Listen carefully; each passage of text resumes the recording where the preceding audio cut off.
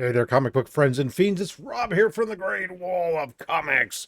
It's Thursday, and it's time for another episode of Only My Slabs. Let's go.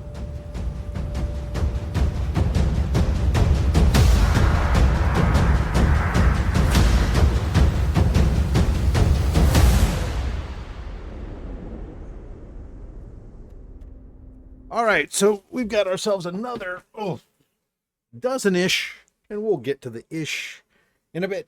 Graded comic books from my personal collection. This is a trip in this series I'm doing of through my 1200 plus graded comics. Now, I say that's not a flex. It's not meant to say, "Oh, look at me, I got 1200 comics." 1200 graded comics is to say that I have a problem. Somebody help me. Uh, I've made some mistakes. I've gotten heavy into the grading at certain points. Don't get me wrong.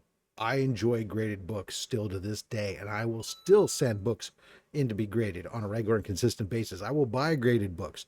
I'm a little more selective now than I used to be. So as we go through this series, sometimes we go banger, banger, what the? And that's part of the fun as we do this. And now for those of you who are about to say, Rob, oh my God, 1200 graded books, why do you grade everything? Believe it or not, it's a very small percentage of my comics. Like I said, I have a problem.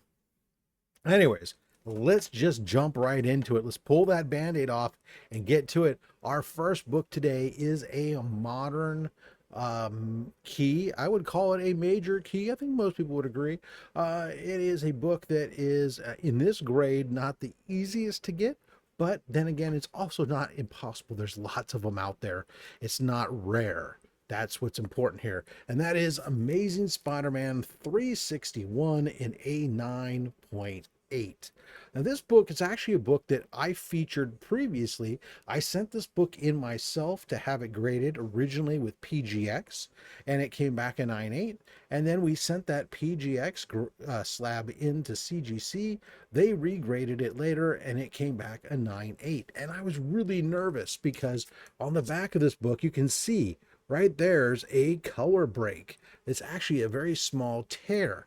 And I remember thinking to myself, my God, this is not going to come back a 9.8. PGX was super liberal. Well, it turns out that this book is well known for having issues, or what they call from the machine grab. And so when books would go through production, there's a machine grabs the pages, moves them along type of thing. This book suffered that in large numbers, so much so that CGC has actually noted it in their database, and it is considered a standard manufacturing flaw. So if it's minor, it does not impact the grade of the book. However, you cannot get beyond a 9.8 if you have that at all. In order to have a 9.9 or a 10, you would have to have no manufacturing error. And that's actually what the difference. And this is one of the best examples of when you try to explain a 9.8, 9.9, and a 10 on CGC versus, say, PSA, which is getting a lot of information, or even PGX. It's really easy to confuse them because they all use the same, like, 1 through 10 scale, but their application of what their definition of what those are vary from one to the other. Fortunately, Matt Nelson has done a great job of CGC's putting out a book, and he's done many interviews in the past where he's talked about their process, that a 9.8 is their standard, not a 10. And a 9.8 being their standard is based on the fact that every book is going to have manufacturing and shipping and handling flaws. In order to get a 9.9 or a 10, a book must be absent of those. Now, that's kind of a weird thing to say. You have to have these mysterious plus attributes, but it's their system, and it is what it is. All right, let's move off of that, and let's move into a banger of a book, in my opinion, and that is this one here. Another book that is, I tried many times to get that 9.8 and kept getting 9.6s. Here we go. Amazing Spider-Man 365. Amazing Spider-Man 365. And I've had several more of these that I've given away or done things with over time. Uh, it's not the easiest book to get a 9.8 in, but you can get a 9.8, as you can see. Banger, banger, banger, triple banger. The reason being is this is an extra thick book. It's black. The binderies tear, this which can cause problems. The holograms get scratched up. That affects the grading. All those things do. But this book is a absolute banger. Part of all 4 books had a hologram cover at the time. Very cool holograms. I don't know why we don't get more of those. I kind of dug those back in the day. But first appearance in comic books, first appearance of Spider-Man 2099. Now, it is a first appearance in preview. He's not featured throughout the story. It's not even a cameo because he's not in the main story. What he's in, they've printed the first 6 pages of Spider-Man 2099 #1 in this book as a preview. So it's the first appearance of Spider-Man 29. First is first. I concede that. It's in preview. The first full appearance in story, everything else, Spider-Man 2099 is Spider-Man 2099 #1. All these just say first appearance of Spider-Man 2099. Some Spider-Man 2099 #1 books won't say anything. Some of them will be now, the more modern ones will say first full appearance of Spider-Man 2099. Anyways, so yeah, August 1992. Woo, baby. And of course, Spider-Man 2099 would be out in I think it was November, so 2 months later, November of 1992. Here we go. A lot of foil. I owe this book. Oh, that's why it's 9.6, not 9.8. There's a little non-color breaking spine tick. This I owe to Adrian Panda Awesome. He hooked me up with this. A 9.6 copy. I had a lower grade.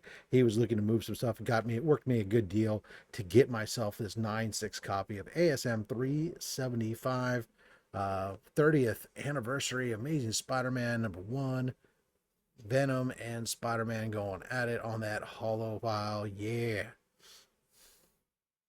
Their final confrontation, well, maybe. Well, they kind of worked together for the most part after that. We have a difference of opinions. Amazing Spider-Man 500, J Scott Campbell. He's the man. 9.6, white pages. I got no problem with 9.6s. Books from this time period and stuff. I mean, 9.6 will save you a lot of money compared to a 9.8 version. And it looks oftentimes just as good. J Scott Campbell, anniversary, double size, anniversary. Everything's an anniversary. Why is this one an anniversary? Just because it's the 500th issue, I suppose. Well, so, I mean, on this one now we had MJ. She's got Spider-Man's back. They're still married at this point. 500, as they should. Peter, MJ. MJ's got his back. Beautiful. It's poetic. And then somebody would go and do something stupid and break them up. And then we'd see things like this. Another J. Scott Campbell masterpiece here in Amazing Spider-Man 601. Jay looking so good. She's looking, where's Peter? Peter and she aren't together. He's just was supposed to come by to, catch up and didn't show up. She still worries about him. Interestingly enough, I had that remote control. I sold a lot of those remote controls. I know that remote very well. That's so hilarious to me because it's got a very distinct look. Anyways, as does she. Doesn't she? I mean, that is the outfit that, like, when people cosplay Mary Jane, you see this like all the time. The torn jeans, that Spider-Man shirt. Whether or not she's drawn realistic, I don't care. Just saying. So you go to 601, it means you've got to go next to 606, that J. Scott Campbell, the trifecta of them, right? There's 3 of these books that go together. This is that one. MJ catches Felicia being a bad girl. What a bad putty tat. I thought putty tat. I did talk putty tat. Oh, she's a bad putty tat. Indeed. Heavens. Oh my God. I'm feeling like a little Freaky Louie action going on here. So, the vapors. Felicia Hardy looking so gorgeous, man. I tell you, I'm an MJ fan first, but oof. J Scott Campbell, you did okay, sir. But let's just remember who belongs to whom, and that's Peter belongs to MJ, and they should be married. Why did you ever undo this glorious, glorious, momentous occasion in comics in Amazing Spider-Man Annual 21 when Peter and MJ got married?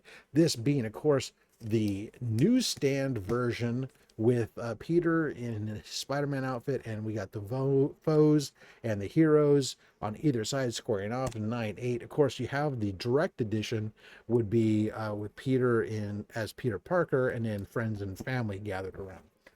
I have that one around here somewhere. We'll get to it, I'm sure. But let's move off of Spider-Man for a moment.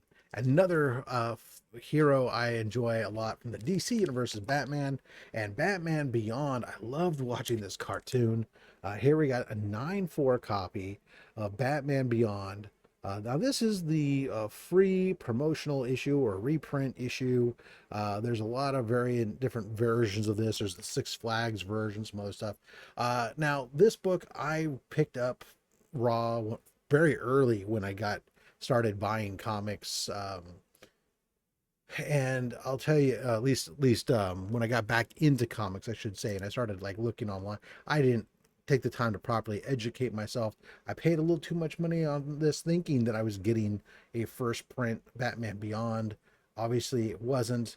I sent it in to get it graded. It came back in 9/4. At the end of the day, I'm still happy. I've got this book. One of these days, we'll go ahead and pick up a high grade copy of the original. But man, for a character who doesn't do a lot, and in this case, a character who, well, Terry McGinnis is in this book. This is the first comic book appearance of Terry McGinnis. He's not the Batman. Not in here. Not yet. That doesn't happen until the second issue. So it's amazing how much that book costs compared to the second issue. Here's a book that's not on a lot of people's radars anymore. I like it. This is first printing, Batman 89. This is the first cameo of Punchline. Now, Punchline, a character not a lot of people are into. I, however, am all in on Punchline. I think that Punchline is a great character. I think that her idea of idolizing the Joker, and that the Joker doesn't that he's his own worst enemy, and she wants to go beyond and actually move him out of the way. I don't necessarily like the idea of writing, or people, I think, oversimplifying, thinking that Punchline is his girlfriend. I think that they should steer away from that. I mean, it's more of an infatuation with him and his mantra and his personality, but not necessarily a love interest, so to speak. And I think that would be fine, because I mean, I don't like the concept that every time Joker has a female sidekick, that necessarily somebody, they have to fall in love with him. Doesn't make a ton of sense that these women become raptured by his aura and fall in love with him sexually, when in fact, it's just kind of a cult of personality type of thing. Anywho, she's reading her backstory and reading some of the other stuff that she's in. I think that she's a great character. I have high hopes for her down the road. Unfortunately, just not being utilized right now. Add it to the many Batman characters that have been introduced and that have potential. I'm looking at you, Duke, the Signal, who've been introduced and just unfortunately aren't utilized. I think Punchline, though, could be much like Chasm for Spider-Man. All right. If I were to ask you in the last, 25 years, what's the single most important Batman book in that time period, you're going to get a lot of answers from a lot of people. But this book would not be in it because this is more than 25 years. Holy cow. I'd have to go back 33 years. I didn't realize how old this book was. Still, okay, let's change that.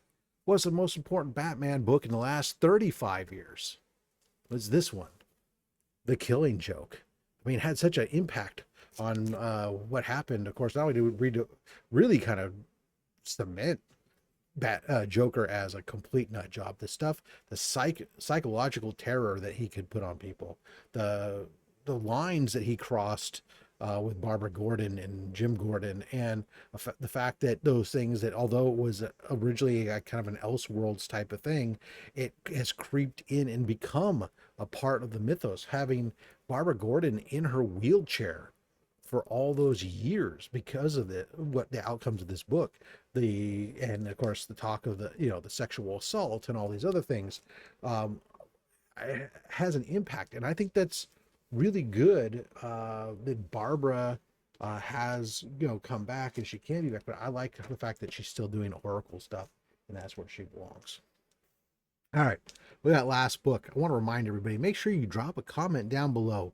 Let me know what you think of these books, which ones are your favorite, which ones do you covet, etc. Which ones do you think I'm insane for having in my collection, or do you think I shouldn't even have slabbed all of them? Thanks, Mad Spidey. Anyways, yeah, thumbs up, notification bell, yada yada. Final book in this our stack of books, we go with Harley Quinn issue number 1, The Roller Coaster of Love. Roller coaster of love. I love the Dodson's artwork. It's so great. Look at that. I mean, it's like the classic Harley Quinn costume. Just beautiful. This is that first series. So first Harley Quinn in her own title. This was just a fun series, and it then became that much better in volume 2 when Amanda Connor took over. But man, good fun stuff here. Harley Quinn issue number 1. Incidentally, this is another book that I had graded initially with PGX, and then later on would have it regraded with CGC. More money out of my pocket. Well, that's going to do it for today, guys. Again, thank you so much for watching Only My Slabs. Tune in again next week, same slab time, slab channel. But until next time, be sure that you collect what you want and don't listen to anyone else, including me. I'm just a fat man with a fat stack of comics and a fat opinion. Thanks for watching.